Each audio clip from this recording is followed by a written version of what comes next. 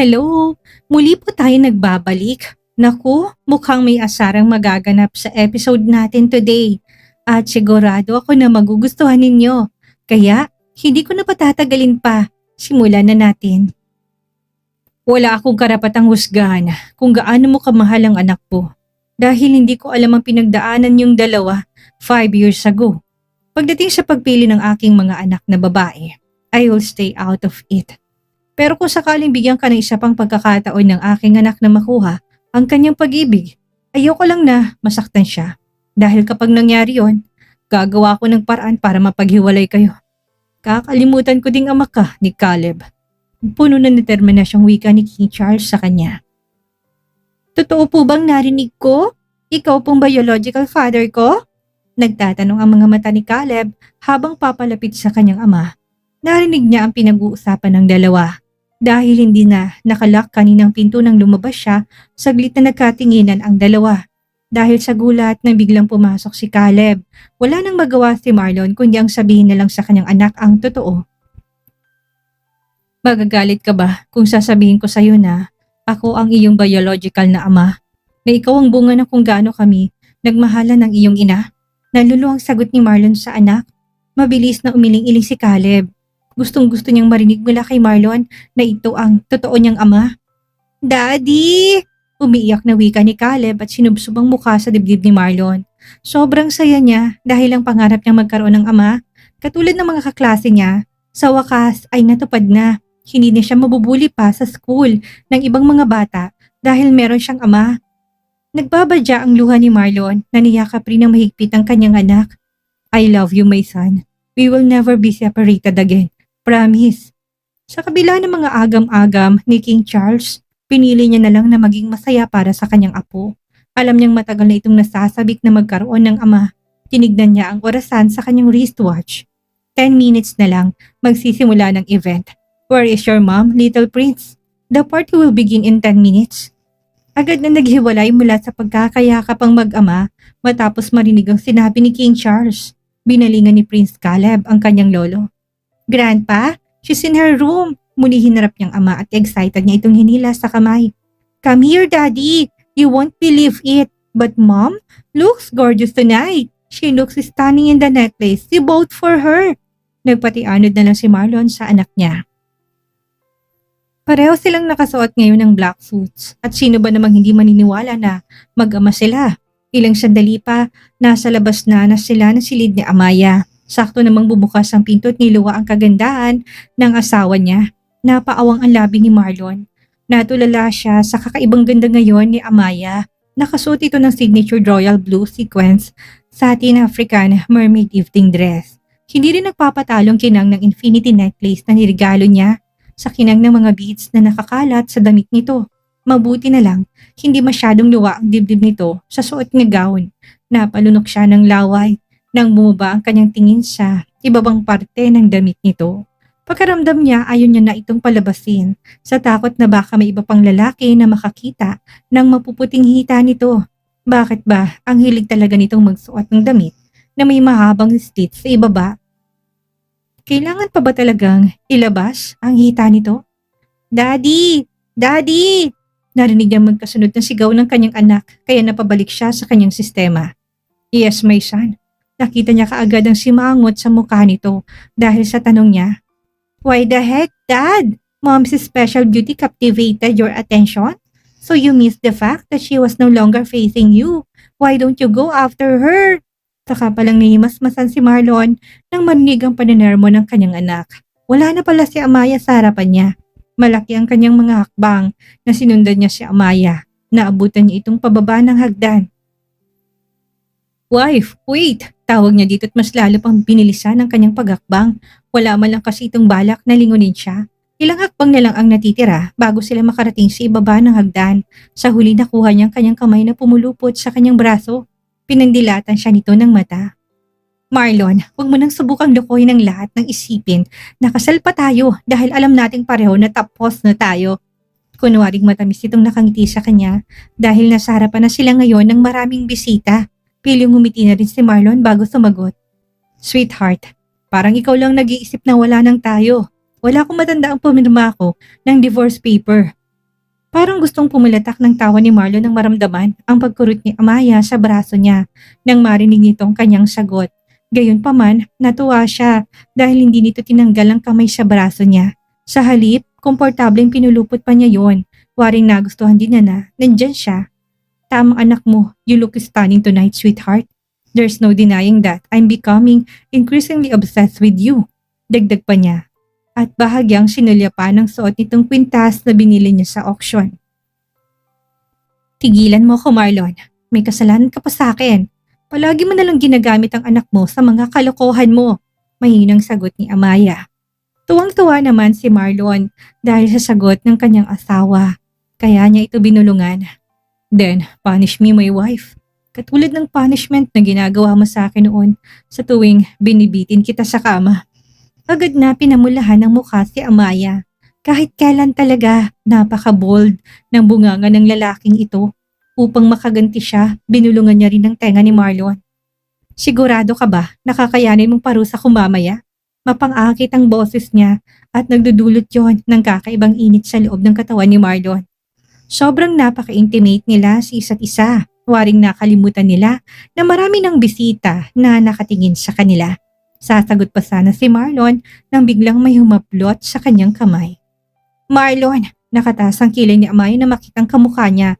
Ang pinagkaiba lang dahil may dimple siya sa kaliwang pisngi, ngunit ang babaeng ito ay wala. Ngunit merong pilat ito sa kaliwang dibdib na familiar sa kanya.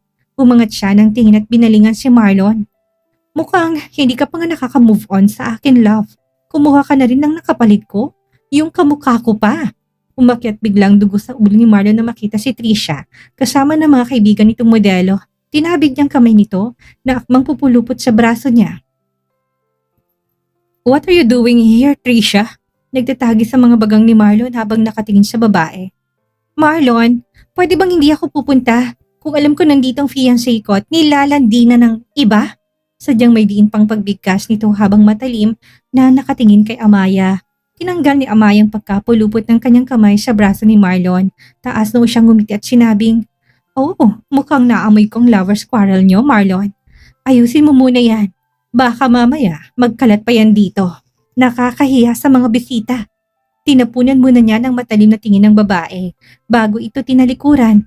Ngunit nakakailang hakbang pa lang siya nang biglaan nitong hinatak ang braso niya. Ikaw, ano sa tingin mong ginagawa mo? Kung akala mo makukuha mo si Marlon sa akin, nagkakamali ka. Ikakasal na kami, kaya tigilan mo ng paglalandi sa kanya. Sasagot na sana si Amaya na bigla niyang marinig ang tanong ng anak. Mommy, who is she? Puno ng pagtataka na tanong ni Prince Caleb habang nakahawak kamay sa braso ng ina. Yumuko si Amaya at nginitian ang anak. Oh, she's your daddy's new plaything. Come on son, never mind her. Hinawakan niyang kamay ng kanyang anak upang dalhin sa table na nakalaan para sa kanila. Hindi pwedeng masangkot ito sa gulo kaya hanggat maari iwasan niya na lang muna ang kahibangan ng babaeng ito. Tamang-tama't nakita niya si King Charles na paakyat ng center stage upang magbigay ng kanyang opening speech. So, may anak na rin palang isang puta na kagaya mo. Nagkunwari sa Amayang hindi niya ito narinig. Agad niya itong tinalikuran at nagpatuloy na sila sa paglalakad ng kanyang anak. Dahil dito mas lalong umusok ang galit ni Trisha kaya mabilis niyang hinablot ang nakalugay na mahabang buhok ni Amaya. Bitch! Don't turn your back on me! I'm still talking to you! Napaawang ang labi ni Trisha nang halos matanggal ang panga niya dahil sa lakas ng pagsampal ni Amaya sa magkabilang pisngi niya. Know your place! Huwag kang umasta na kilalang kilala mo ko dahil hindi mo magugustuhan ang sasabihin ko. Huwag mo kong pilitin na tanggalin ang maskara mo para malaman ng ibang tao kung sino ka talaga. Pinukulan niya ng masamang tingin si Marlon na kasalukuyang hindi maipintang mukha. Hanggang ngayon, sakit pa rin sa ulong mga babae nito. Kaya tama lang ang desisyon niya na hindi na makipagbalikan pa dito. Tatalikuran niya na sana ito nang nahagip ng gilid ng kanyang mga mata ang reaksyon ni Trisha na mukhang gustong humirit pa. Dahil nakaigkas ng kamay nito at akmang sasampalin siya. Agad niya itong hinarangan at yun ang ginamit niya upang isampal sa sariling mukha nito. Talagang hindi ka titigil hanggat hindi ko pinapaalala sa'yo kung sino ka ha? Or should I say, my stepsister? Cynthia? Biglang sambit ni Zoren. Kanina pa siya nanonood sa dalawa at hindi siya makapaniwalang ginaya nito ang mukha ni Amaya. Who will be my daddy? Ngayon pa lang nimasmasan si Marlon nang lumaki ng kaguluhan sa kanyang harapan. What is this, Marlon? Narinig ang galit na boses ni King Charles habang nakatingin sa kanya. Let me fix this, uncle. I'm sorry, I'll be back. Pagkatapos sabihin yon, agad na kinaladkad ni Marlon si Cynthia, aka Trisha, palabas ng hotel. Agad namang hinabol ni Vivian at Micah ang kanilang kaibigan habang niyuyudyo dito ni Marlon at galit na hinagi sa labas ng entrance ng hotel. Pakiramdam ni Cynthia, halos madurog ang buong katawan niya nang bumagsak siya sa flower pot na gawa sa bato. Dulot ng paghagis ni Marlon sa kanya. Ininda niya ang sakit habang nakatingin sa galit na anyo ni Marlon. Leave now. Huwag ka na magpapakita pa sa akin dahil nasusuka ko sa pagmumukha mo. At itong tandaan mo, sa susunod na saktan mo pa ulit ang pamilya ko, hindi lang yan ang kaya kong gawin sa'yo. Leave, Trisha. Halika na. Kung alam ko lang talaga na mangyayari to, hindi na sana ako sumama dito. Halatang pagsisisi sa boses ni Vivian habang tinutulungang matakayo ang kaibigan. Bakit pa kasi ang lakas ng loob mo na pumunta dito? Manggugulo ka lang pala. Ngayon ko lang na-realize, kaya pala naging fiancé ka ng CEO ng MW Bancorp. Yun pala ginaya mo lang ang mukha ng asawa niya. Pinandilatan ni Vivian ang kanyang mga mata si Micah dahil napasobra to ng sinabi kay Trisha. Bakit? Totoo naman hindi ba? Hindi mo ba narinig yung usap-usapan sa loob? Anak ng hari ng Wales ang kinalaban mo, Trisha. At para lang malaman mo, mabait ang hari na yon. Ngunit halimaw yon kung pumatay. Subalit ikaw, isa ka lang hamak na sikat na modelo. Ang lakas pa ng loob mo na guluhin ang birthday party ng nag-iisang anak niya. Trisha, wala kang panama sa babaeng yon. CEO yun ng Tuazon Corp. Isang kumpas lang ng daliri niya. Pwede na tayong ibalanda sa lahat ng media companies na hawak nila. And worse, pati kami ni Vivian, masisira pang karir dahil sa ginawa mo. Tangina, akala ko matalino ka. Ang bobo mo pala. Micah, that's enough. Saway ni Vivian kay Micah dahil nakita niyang umiiyak na si Trisha. Dahil sa mga sinabi nito, pinatirik lang ni Micah ang kanyang mga mata at nagpakawala ng malalim na buntong hininga. Whatever. Basta ako ngayon pa lang, iiwas na ako sa kanya. Baka itakwil pa ako ni Dad kapag nadabay ang advertising company namin sa kakadikit ko dyan sa kanya. Pagkatapos sabihin yon, agad na siyang tumalikot at nang marcha patungo sa kotse niya. Ano pang hinihintay mo, Vivian? Leave me alone. Gusto ko mapag-isa. Mahinang wika ni Trisha. Are you sure? Okay ka lang ba? Nag-aalala na tanong ni Vivian na masigurong nakaupo ng kaibigan sa loob ng sariling sasakyan nito. Nang makitang tumango si Trisha, nagdesisyon na rin siyang iwan ito at bumalik na rin sa kanyang sasakyan. Ah! Saka palang pinakawala ni Cynthia ang kanyang galit nang maiwan na lang siyang nag-iisa sa loob ng kanyang sasakyan. Pinaghampas niyang manibela sa sobrang galit niya. Bakit bang swerte-swerte ng buhay mo, Amaya? Kahit na anong gawin ko, palagi pa rin ikaw ang nananalo! Puno ng sama ng loob ng dibdib niya habang umiiyak. Hindi ako titigil hanggat hindi ako nakakaganti sa inyong lahat. Pagbabayaran mo ang ginawa mong ito sa akin, Marlon. Sisiguraduhin kung darating ang araw na luluhod ka sa harapan ko. Unti-unti kong sisirain ang pamilya mo hanggat wala nang matira sa'yo kung hindi ako na lang. Ako lang ang babaeng mamahalin mo, Marlon. Gagawin ko impyernong buhay ni Amaya. Maghintay ka lang.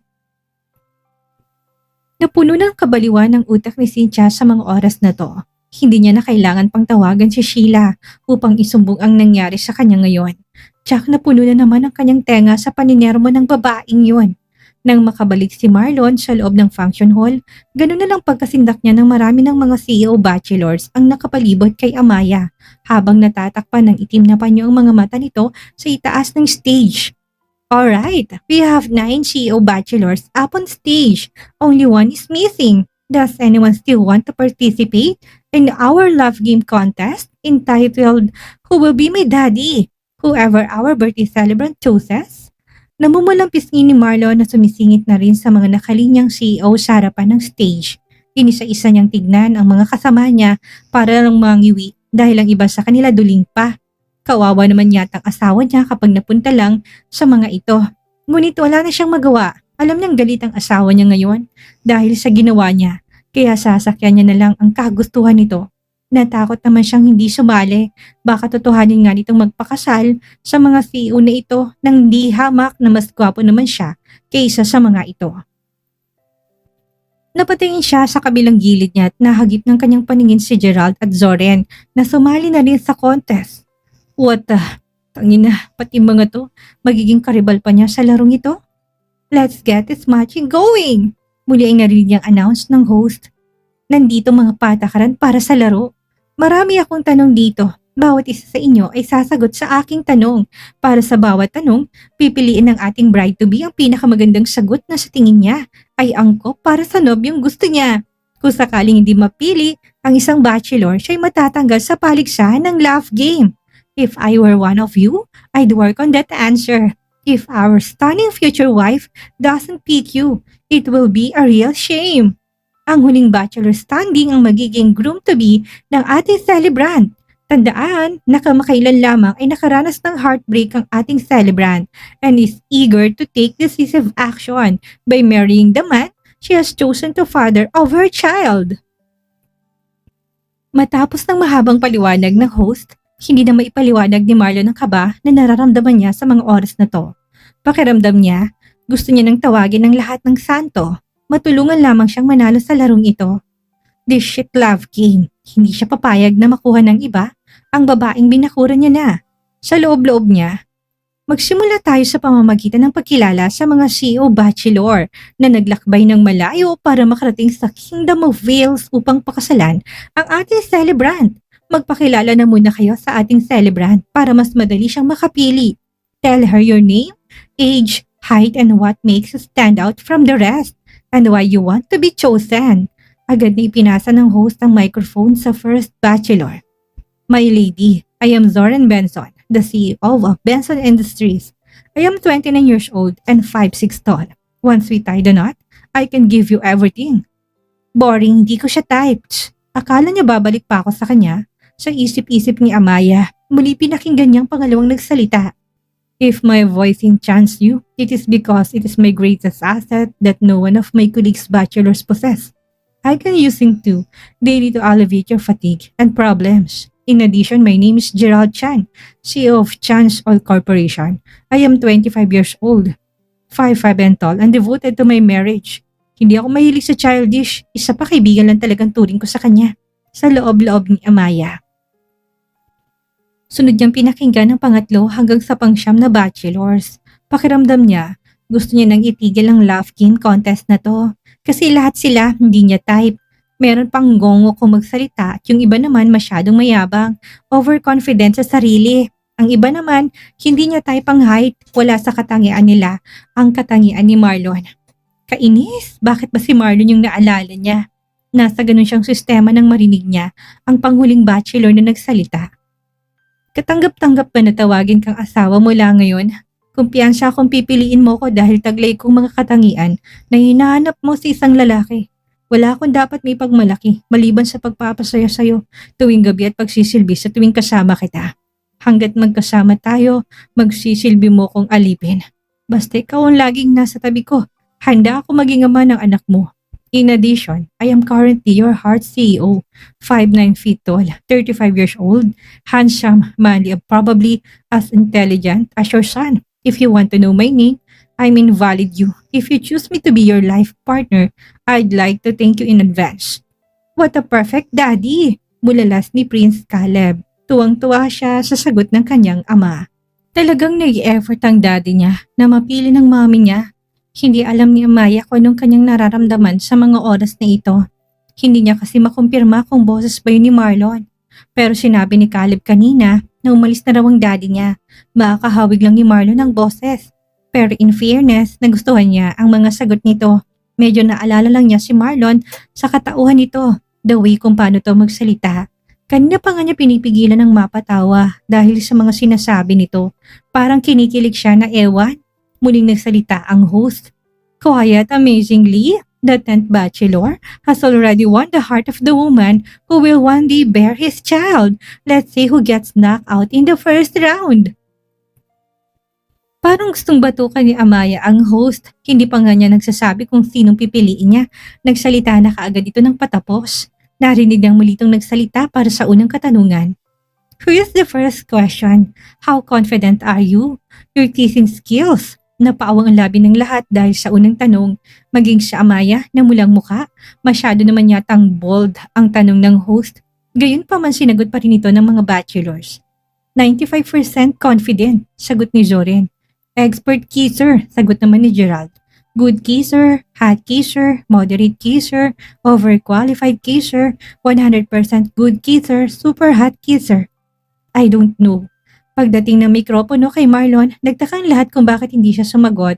Bagkus mabilis ang kanyang mga hakbang ni nilapitan si Amaya at sinilito ng isang mainit na halik sa labi. Hindi pa nakaka-recover si Amaya nang tinanong siya ni Marlon. My lady, how is my kissing skill? Ha? Perfect. Wala sa loob na sagutin ni Amaya. Huli niya nang na-realize ko anong sinabi niya. Pakiramdam niya, gusto niyang magukay ng lupa at ibaon ang sarili sa sobrang hiya. Pakiramdam niya kasi kanina, si Marlon ang bumalik sa kanya. Ramdam niya sa mainit at malambot na labi nito. Maging ang paraan ng paghalik nito para gumanti siya. Again, the last bachelor has made it to the last and first round of our love game competition. How exciting! Let's get this game going. Our celebrant must now select 8 bachelors. Those who are not chosen will be automatically removed from the competition. Pinatay na lang ni Amaya ang kanyang hiya at kinuha ang mikropono na inabot sa kanya ng host. Parang gusto niya tuloy magsisi kung bakit naisipan pa niyang ituloy ang larong ito upang bigyan ng ama si Caleb. Sobrang nainis kasi siya kay Marlon kanina, kaya niya naisipang palitan ng ama nito. Ngunit alam niyang hindi ganun kadali yon. I will choose bachelor numbers 2, 4, 5, 3, 7, 6, 9, and 10. Parang hiya pa siyang banggitin ng bachelor number 10. Naikuyom ni Zoren ang kamao dahil first round pa lang, eliminated na siya. Bakit pa ba siya sumali dito? In the first place, gusto lang naman niyang kausapin ng CEO ng MW Bank Corporation na hanggang ngayon hindi pa rin niya nakikilala. Meron na siyang mga naririnig na nandito nga raw ang CEO, ngunit wala namang may nagsabi kung sino. Pinatay niya na lang ang kanyang hiya at bumaba ng stage. Napadaan siya sa kinatatayuan ni Marlon. Nagtataka talaga siya kung bakit biglaan na lang ito nakaladkad at nakakita. Malamang tinulungan siya ng CEO ng MW Bank Corp. Kinupunan niya ito ng masamang tingin bago bumaba ng stage. Hindi niya akalain na papatol din ito kay Cynthia. Alam naman niyang pinagsawaan niya na yon. Kaya nga wala na siyang pakialam kay Cynthia kanina nang itapon siya ni Marlon sa labas. Dahil sinumpa niya ng babae yun sa panluloko nito sa kanya noon. Bachelor number 10 seems worried that he won't be chosen, which means that Sir invalid you. Kiss was effective. Very well. I can place Sir's name, but I feel like I've heard it before. It's almost like I'm in love with you. No, I'm just joking. Parang gusto na talagang tadyakan ni Amaya ang host. Sa pagiging lukaret nito, mahilig talaga tong manukso. Pulang-pula ng pisngi at tenga niya sa sobrang hiya. Paano'y nahalikan na nga siya kanina, hindi niya pa rin maintindihan kung bakit mas pinili pa rin niya ang bachelor number 10. Well, let's proceed to question number 2. The question is, have you ever fallen in love? If yes, with who? Yes, with my friend, sagot naman ni Gerald, na ang tinutukoy si Amaya. Yes, with my first love. Not yet. Yes, with my best friend. Yes, with my secretary. I've never been in love. Yes, with her. Sagot ni Marlon. Nagtataka naman na tinanong siya ng host. With her? With who? Muling sagot ni Marlon habang nakatingin kay Amaya. With my future wife, Amaya. Muling pumalakpak si Prince Caleb. You're an awesome dad. I really want you to be my daddy. Napamangiti na lang si Marlon dahil sa ibinibigay na suporta ng kanyang anak. There's a noticeable increase in the intensity of both love and the battle between our bachelors. Halatang may pinaparinggan ng host sa mga salita nito. To continue, our celebrant will select 5 eligible bachelors who suits her. After the final bachelor is selected, the remaining contestants are eliminated. Muling pumili si Amaya. Why do I always notice that bachelor number 10 is always the last to be chosen? Just kidding! Nakagat ni Amaya ang ibabang labi dahil sinadya naman talaga niya na last tawagin ng number 10. Alright, We now have 5 bachelors left on the stage. So here's the third question. What is your biggest regret? When I took a different course, began ni Gerald, my wedding date was not set in stone for a quite some time. When my ex-wife divorced me, when my dog died, when I let my wife and son be apart from me for 5 years ago. Sagot ni Marlon. Pakiramdam niya biglang may kumurot sa puso niya. Naalala naman niyang masayang pagsasama nila ni Marlon 5 taon na nakakaraan. Bakit pa masyadong related sa kanyang mga sagot ng number 10? Na-curious talaga siya kung sino si number 10. Wow! Our 5 remaining bachelors sure did come up with some great answers. Our celebrant will once again select her 2 favorite bachelors. Those that aren't chosen will be eliminated. Sa pagkakataong ito ay muling pumili sa Amaya ng 2 bachelors. I will choose bachelor number 10 and 2. At least sakali makapamili siya ng napili, na-reserve na lang niya si Gerald at baka sakaling di makapasa sa kanya ang sagot ni number 10. Finally, bachelor number 10 was chosen first. If only I could accompany him home. Pinandilata ni Marlon ng mata ang baklang host. Just kidding, sir. Invalid you. Oh, I mean, invalid you. I'm having trouble pronouncing your name. Hirit pa nito dahil namimilipit ang dila niya sa pag-pronounce ng pangalang ginawa ni Marlon. Before we proceed with our last question, what do you think which of the 2 bachelors number 2 and 10 will marry our celebrant? Here we go. Let's dive into the last question and find out who the Toastmaster's heart went to. Puno ng tensyon ng dibdib ni Amaya at ni Marlon. Para kay Amaya, naghalong excitement at kaba niya dahil baka magkamali siya ng lalaking pipiliin niya. Samantalang si Marlon naman, kanina pa hindi mapakalit kinakabahan. Gusto niya nang matapos ang laro na ito para maiuwi niya ng asawa niya. Saglit pa sila nagkatinginan ni Gerald. Puno ng pagbabantang mga mata nito. Naalala kasi nitong ginawa niyang pagnakaw kay Amaya kahapon. Muling narinig nila ang last question ng host. How did your last relationship end? Wisit, muna ni Marlon sa sarili niya. Hindi niya alam kung paano sumagot, baka mahalata na talaga ni Amaya na sumali siya. I never had a relationship, agad na sagot ni Gerald. All I can say is that our relationship is not over, but fate only separated us because I was the weak at the time. I let her fight for me alone, not realizing that I had already hurt her. But if she still gives me a chance, I will do anything to win her back. Hindi na natiis ni Amaya yung nararamdaman niya. Agad niyang tinanggal ang panyong nakatakip sa mga mata niya para lang makita si Marlon sa harapan niya. Bumagsak ang kanyang mga luha at mangyayakapin niya si Marlon. Ngunit hindi niya tinuloy nang maalala na naman si Cynthia kanina. Tumakbo siya palabas ng hotel nang hindi nililingon si Marlon kahit na anong tawag ito sa kanya.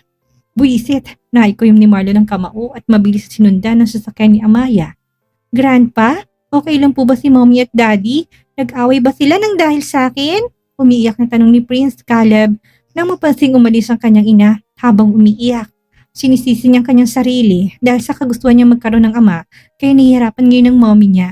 Hindi niya alam kung bakit nagkahiwalay ang daddy at ang mommy niya. Gusto lang naman niya na magkaroon ng isang masaya at kumpletong pamilya. Halatang awa sa mukha ni King Charles habang nakayakap sa kanyang apo. Hindi sila nag-away dahil sa iyo, apo. Kailangan nila to para makapag-usap sila ng maayos. Magtiwala ka lang sa iyong ama. Kung mahal niya ang mommy mo, I'm sure na gagawin niyang lahat para mabawi ang mommy mo. Tila naintindihan naman ni Caleb ang ibig sabihin ng lolo niya. Kaya agad itong tumahan. Nagkaroon ng konting hindi pagkakaunawaan sa loob ng hotel, ngunit agad naman itong naayos ng mga event coordinators. Walang media na nangahas na ipalabas ang mga kaganapan na nangyari sa loob ng hotel. Tanging official lamang na pagpapakilala na King Charles sa nag-iisa niyang anak at apo ang piniling ipalabas ng mga media companies. Samantalang malalaki ang mga hakbang ni Amaya na tinungong kanyang silid at sumalampak sa kanyang kama. Yakap-yakap ang kanyang unan, binuhos niyang lahat ng luha niya. Hindi niya alam kung tama pa ba itong ginagawa niya kanina. Unti-unti na sana niyang binubuksan ang sarili niya para muling tanggapin si Marlon sa buhay nila ng kanyang anak. Ngunit nagsisimula pa lang siyang tanggapin ito, nasasaktan na kaagad ang puso niya. Bakit siya? Sa loob ng 5 taon hindi niya naisipang maghanap ng iba hanggat nandyan pa si Marlon sa puso niya. Ngunit si Marlon nakatakda na kaagad na magpakasal sa ibang babae at ang masakit dahil sa stepsister pa niya. Gusto sanang niyang intindihin ito ngunit tinawagan niya si Kenzo upang kumpirmahin ang inamin nitong matagal nang may relasyon ng dalawa. Gusto niyang pagdiriwang dahil hindi natuloy ang engagement ng mga ito. Ngunit paano na lang kung hindi sila nakita kaagad? Ni Marlon, paano kung hindi ito inimbitahan ng kanyang anak? Tutuloy ba ito sa pagpapakasal? Papayag ba siyang maging isang kabit? Bakit ba siya nagmumukmuk ngayon sa loob ng silid niya? Dahil sa pagmamahal kaya siya nasasaktan. Hindi siya papayag na magmukmuk na lang siya sa loob ng silid niya at ipakita kay Marlon na nasasaktan siya. Ayaw niyang isipin nito na mahina siya, na apektado pa rin siya. Pumangon siya tinignan ng orasan sa pader sa loob ng kanyang silid. Mag-aalas 10 na. Birthday niya ngayon, dapat masaya siya. Tinawagan na muna niyang kanyang anak. Mabutit pa uwi na rin ng mga to. Mommy, are you okay? Nag-aalala ng tanong ni Prince Caleb sa kabilang linya. Ngumiti ng mapakla si Amaya at sinubukang pasiglahin ang boses niya. I'm fine, son. When you get home, rest immediately, okay? Yes, Mommy. Good night. Good night, my little prince. Muling bumuhos sa mga luha ni Amaya. Naawa siya sa anak niya dahil hindi man lang niya ito mabigyan ng kompletong pamilya. Paano ba niya makalimutan si Marlon? Gayong araw-araw niya itong nakikita. Gayunpaman hindi siya dapat maging selfish sa kanyang anak. Titiisin niya na makasama si Marlon araw-araw palarang sa anak niya. Amaya, please, can we talk? Napalingon si Amaya na marinig niyang pagkatok at pagtawag ni Marlon sa kanya mula sa labas na nakasaradong pintuan. Amaya, please, let me explain, wife. Kausapin mo naman ako, please.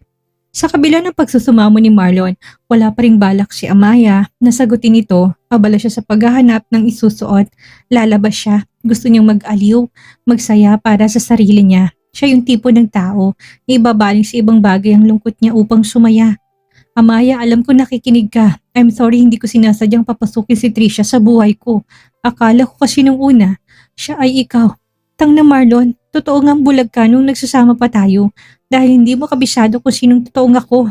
Pusan ni Amaya sa sarili habang nagbibihis. Amaya, please, talk to me.